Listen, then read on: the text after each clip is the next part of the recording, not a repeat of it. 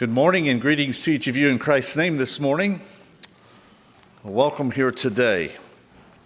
Happy Mother's Day to each mother here today.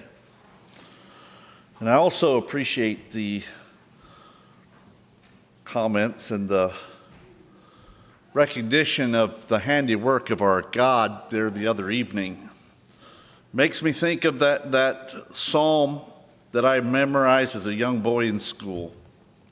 The heavens declare the glory of God, and the firmament showeth his handiwork.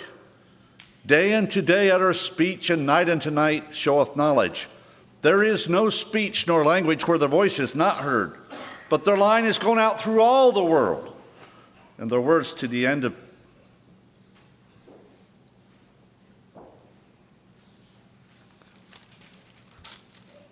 I'm actually going to turn there a little bit. Thought I had it.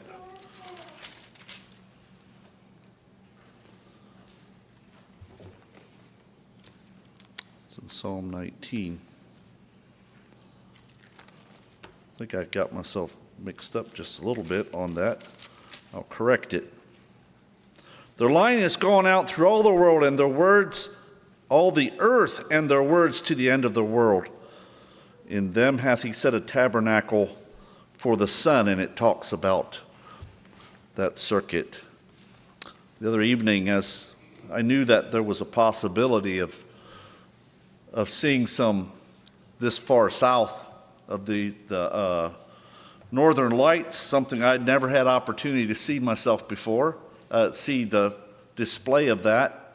Came home from the school auction and I just about jumped out of the truck. I couldn't believe the heavens, just full display. It was glorious. It was beautiful. And spent quite a bit of time outside and beholding that. I really enjoy. I love to look at the nighttime sky, even without that. But I spend a lot of time out there looking at that, and it makes you think of the greatness of God and the goodness of God. And my youngest daughter spent a bit of time out there with me as well, and she was singing. I have so much to thank him for. There's something about it that, as I gaze into the heavens, that causes me to praise my Maker. And I hope it inspires that in you as well. I had really hoped we could see him last night. Didn't look like that happened. But if I understand, the solar flare is again coming on strong today, and we may, if the clouds stay away, we may be able to see even more brilliant display tonight than even Friday night. So I encourage you, go out and enjoy God's handiwork. I'm going to be seeing if I can maybe see him tonight again. Look forward to that. That's not the message that I had for today, but I thought I would share that bit for those who are interested in that type of thing as well. I'd like to be speaking today or share a Mother's Day message. And I think it is a blessing that we have. We do have days that we honor our father and mother. That's a following biblical command.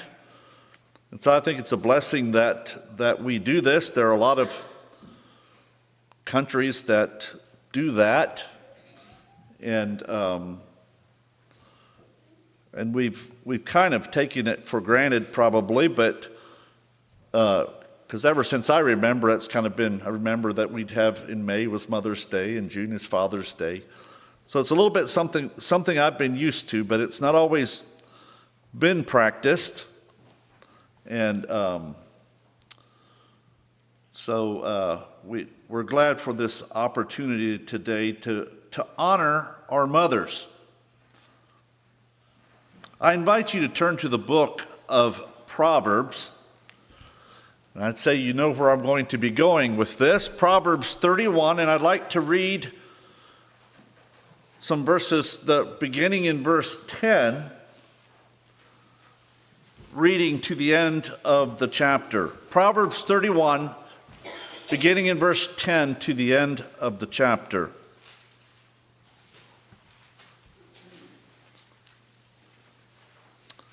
It says, "Who can find a virtuous woman? For her price is far above rubies. The heart of her husband doth safely trust in her, so that he shall have no need of spoil. She will do him good and not evil all the days of her life. She seeketh wool and flax, and worketh willingly with her hands. She is like the merchant ships. She bringeth her food from afar. She rises also while it is yet night, and giveth meat to her household, and a portion to her maidens. She considereth a field, and buyeth it with the fruit of her hands. She planteth a vineyard. She girdeth her loins with strength, and strengtheneth her arms. She perceiveth that her merchandise is good.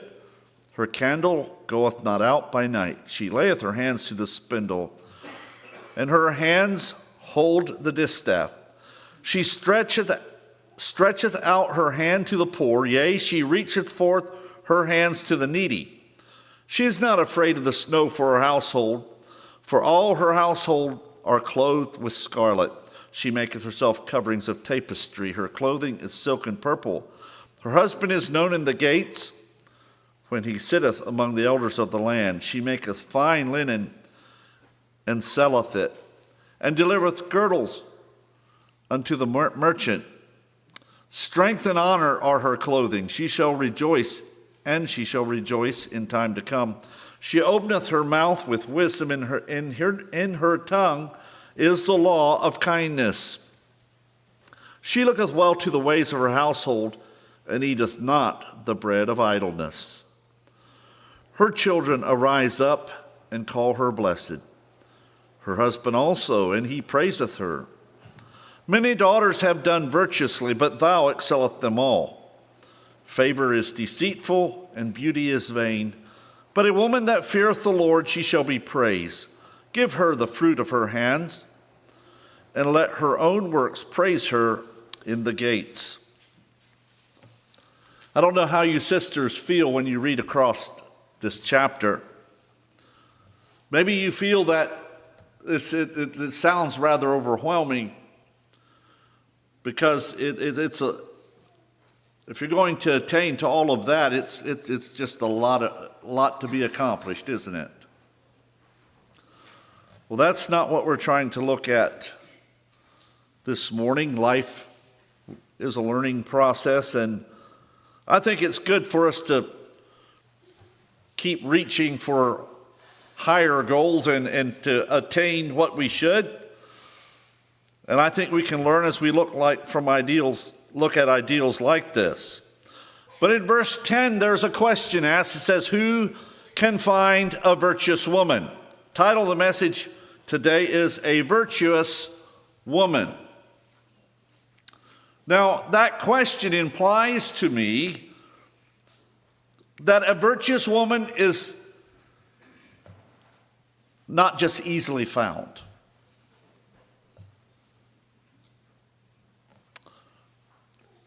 It almost indicates a rarity.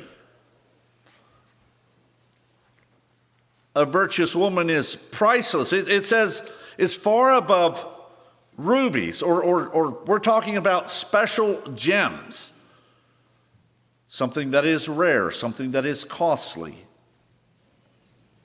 So what is it that gives this defining characteristic of a virtuous woman? I find it interesting that this word virtuous we find 3 times in the Bible. And each time it is used to describe a woman. To me, the first one we find in Ruth 3, verse 11. I'm going to talk about the 3 times we find it.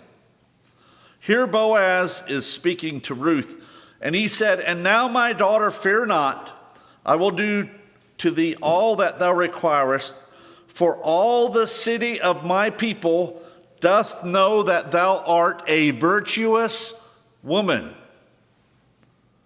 The second one we find in the second reference that I find is in Proverbs 12, verse 4. It says, a virtuous woman is a crown to her husband, but she that maketh ashamed is as rottenness to his bones. And the third one we find in the text here today in Proverbs 31. Now, the word virtue is translated from a word that means a force. And in the original, it would have read something more like this. Who can find a woman of valor? And this force is a powerful word. It talks about like the strength of an army. I found that interesting to think about how powerful that this is. And it would be like you would give this a title to some kind of a great warrior or some other great person, but it is actually a title of high honor. Well, we want to look at this question. What makes a woman virtuous? What makes a woman virtuous? Well, we read this chapter, and as we read this chapter, we quickly get the mental picture that this is one busy woman. She is busy. She's very industrious. In fact, it almost sounds like she doesn't even have time to sleep.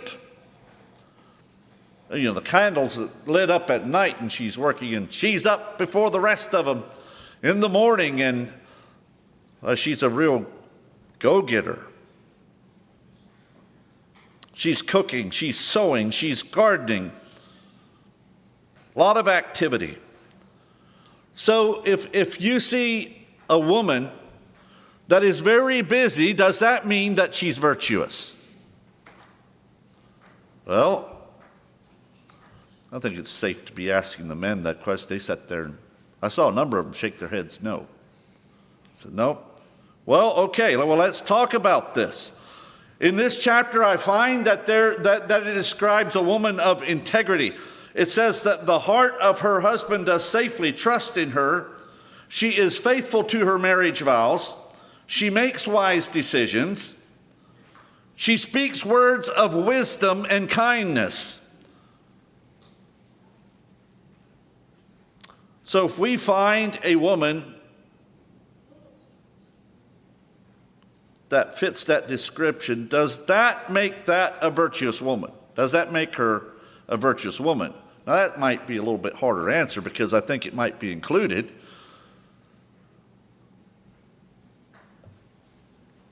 I think there's more.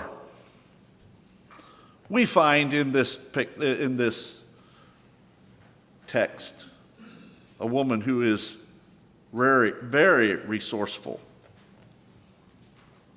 She knows how to make things last. She is thrifty, and she will not be the cause of financial ruin. Makes me think of years ago growing up on the farm, and us boys, we would love to go out when the feed truck came, because while the man was unloading the feed from the feed mill, we'd sit around and we'd chat with him a little bit, but we knew if we did, he'd hand us each a lollipop before he left. And so it was kind of an event when the feed man came. But as we got older, we'd have more adult types of discussion. And I remember one discussion that we had with him one time that left kind of an impression on me. And I don't remember the conversation that led up to this thing that he said, but this is what he said concerning his wife. He said, my wife carries money out the back door faster with a teaspoon than I can carry it in the front door with a wheelbarrow. Well, I remember we were laughing and we thought that was funny. But really, it's a sad commentary. Really, it is. I'm sure there were two sides to the story there, but it indicated there was a problem. Well, coming back to speaking about a thrifty woman, if we find a woman who is thrifty,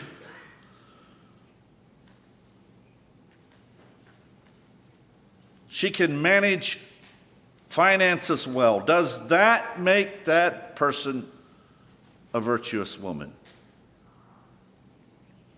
No. Well, it looks like we still need to look deeper at what makes a woman virtuous.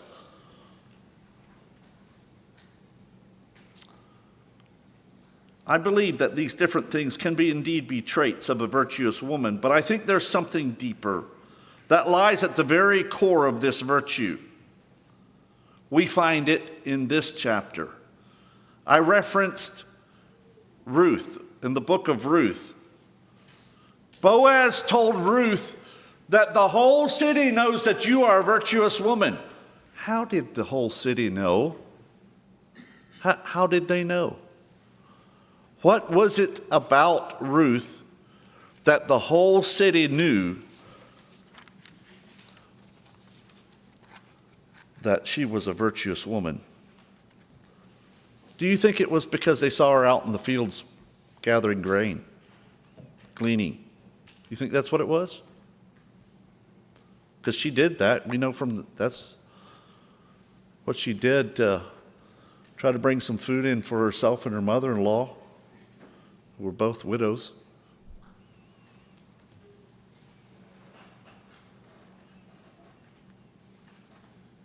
You know, it's rather surprising that Ruth is given this title as a virtuous woman. She was a Moabitish woman. She was not one of the Jewish nation. But I believe the reason she was given such an honorable title and it stems back to a commitment that she made. After her sister-in-law left and her mother-in-law had said, "You go, leave as well." And she said, "No, I won't." But she said, "I'm going to go where you're going to go." And she said, "Your God is going to be my God." Naomi's God really did become her God. It was a personal relationship that she had with God. And we find the very same key in here in verse 30 in chapter 31 of Proverbs. A woman that feareth the Lord. A woman that feareth the Lord. You know, she's a woman who has determined in her heart that she will serve the Lord with her whole heart.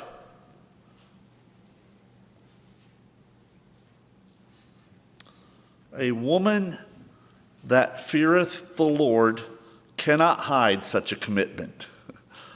And it's going to become obvious because that you're serving Christ, that you are a virtuous woman.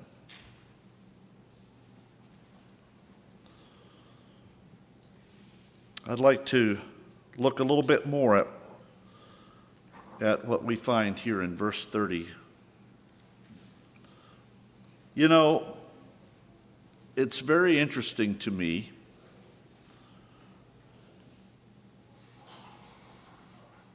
what that verse says. Favor is deceitful and beauty is vain, but a woman that feareth the Lord, she shall be praised. Her physical appearance. We know, us men would acknowledge that our ladies were, God created them more fair looking than what we are. But her physical appearance is not mentioned, except that beauty is vain. Her attractiveness lies in her character. That's what makes her attractive. I read this somewhere, I don't remember where I got it, but it said, "A woman can have charm but lack common sense. She may be beautiful but be impractical and vain." There was another translation to this verse 30 that says, charm is deceptive and beauty is fleeting, but a woman who fears the Lord is to be praised. I'm sure that most of us have heard the saying that beauty is only skin deep. I remember telling a young man that one time, but he said, oh yeah, but my the skin. And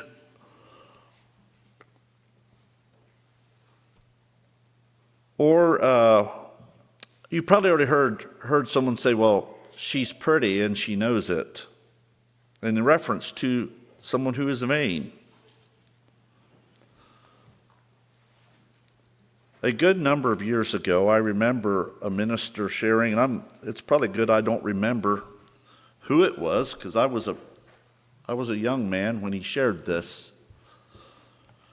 But he said that he had gone to, here again, he was sharing in a series of meetings, so it must have been at Stuart Straff growing up as a boy that this account was shared.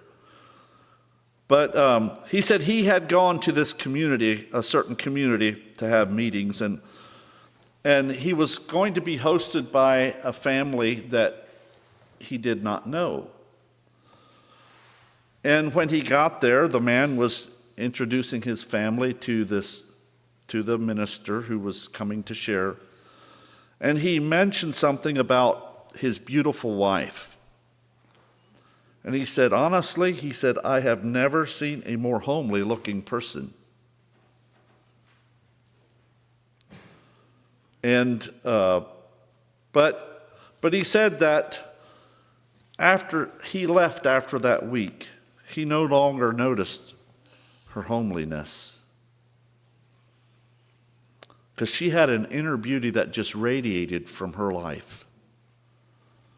And he understood her husband's comment. See, godly character is what produces true beauty. It really does. Godly character is what produces true beauty. Physical beauty fades. You know, young men, those cute little dimples turn to bags and wrinkles. You know, you can look at us older ones and realize that we've got more wrinkles, and it's good for you to go to the nursing home and look at what age does to our bodies. We age. We don't look like we did when we were in our teens and in our 20s. And you will find, again, that what makes a person beautiful is their character. It's a character. A godly character. There was a commentator that wrote this about this chapter. He said, a woman's strength and dignity do not come from her amazing achievements. They're a result of reverence for God. And I thought of different examples in the Bible and I see that I don't have time to go into these at length, but one of the first mothers that came to my mind was Hannah. And something that really stands out about the story of Hannah is how the way that she served and believed in God and prayed. She was a woman who prayed and prayed and prayed some more.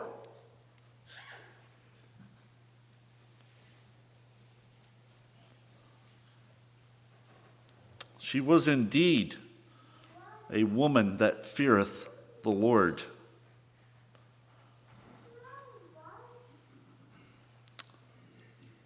You know, her prayers came from the depth of her heart. And mothers, your prayers and your prayers for your children, God hears them. But I think she had a real influence on young Samuel. And if we'd go to 1 Samuel 1 and read that story there, we would see how what it talks about when she brought Samuel to the temple. It said that he worshiped the Lord there. Well, I think there was a reason that he worshiped the Lord there, because she worshiped the Lord there, and that was something that was very real to her, was her relationship with God.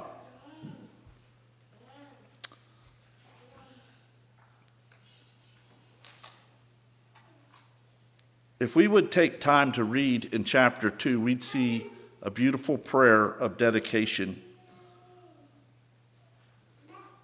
and devotion to God in answering her prayer. And it's a prayer worth reading.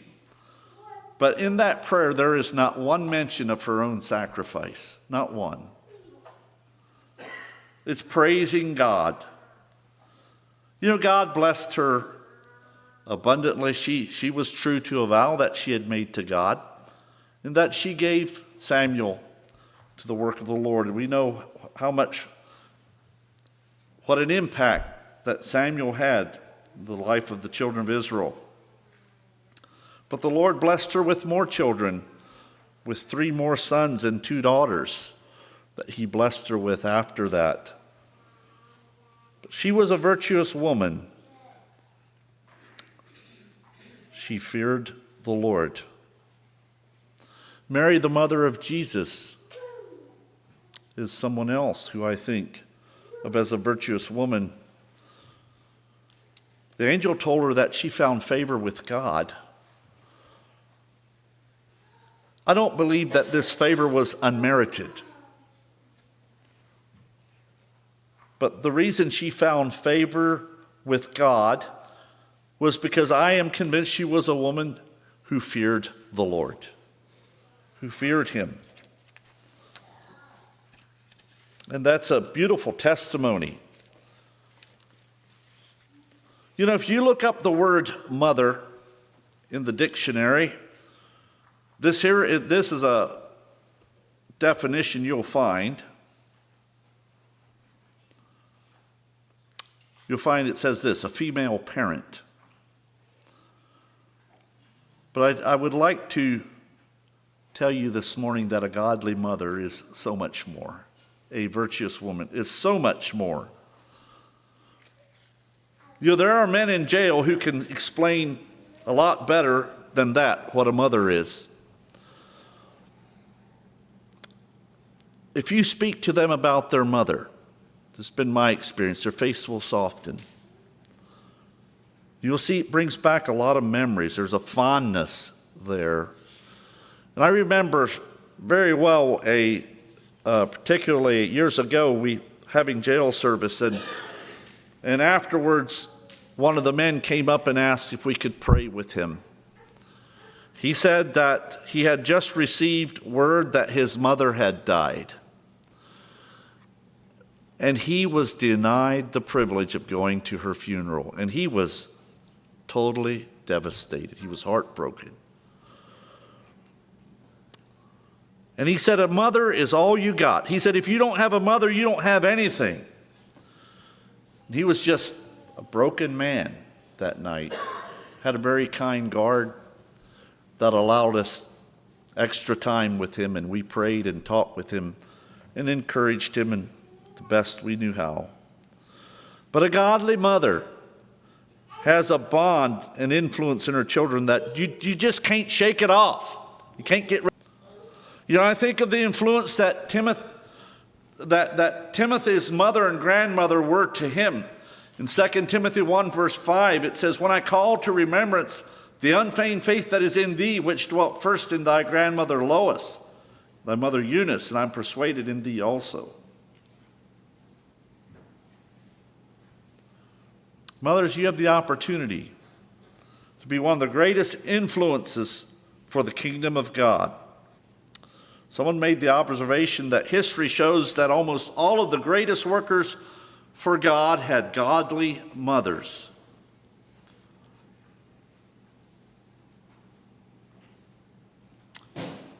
The time that you spend with your children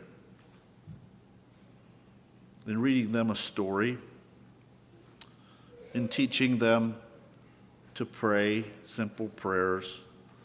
Simply taking care of them is the greatest work you can do. The rewards for your labors in the home will far exceed some kind of plaque on the wall that would have said that you had a career, that you successfully fulfilled a career in some kind of business for 25 years.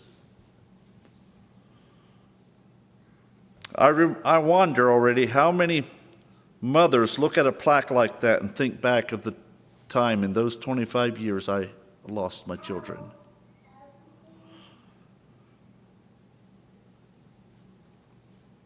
I wonder where our nation would be today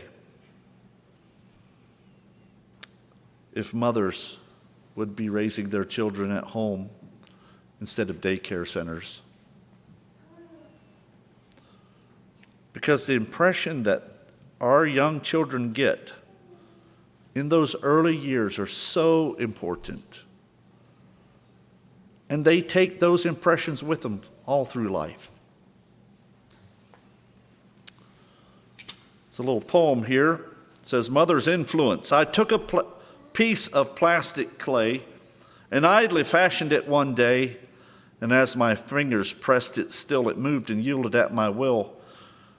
I came again when days were past, the form I gave it still it bore, but I could change that form no more. I took a piece of living clay and gently formed it day by day, and molded with my power and art a young child's soft and yielding heart. I came again when days were gone. It was a man I looked upon. He still that early impress bore, and I could change it nevermore. Mothers, you have a terrific influence in the lives of your children. A mother's heart yearns for her child, and that is possibly why she sacrifices herself for her children. There was a little story of a young boy who was in math class one day, and the teacher said, James, suppose you made a peach pie, and 10 of you were at the table. How much of the pie would you get? 1/9, ma'am, James said quickly. No, James. Don't you know your fractions? James said, yes, I do, ma'am. I know my fractions, but I know my mother also. She'd say, I don't want any pie today. God bless you, mothers, for the many times that you sacrifice for your family.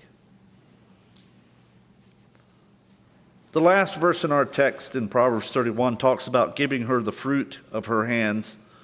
And today I want to honor you, all you mothers. May God bless you. And today it's my desire that you can be encouraged.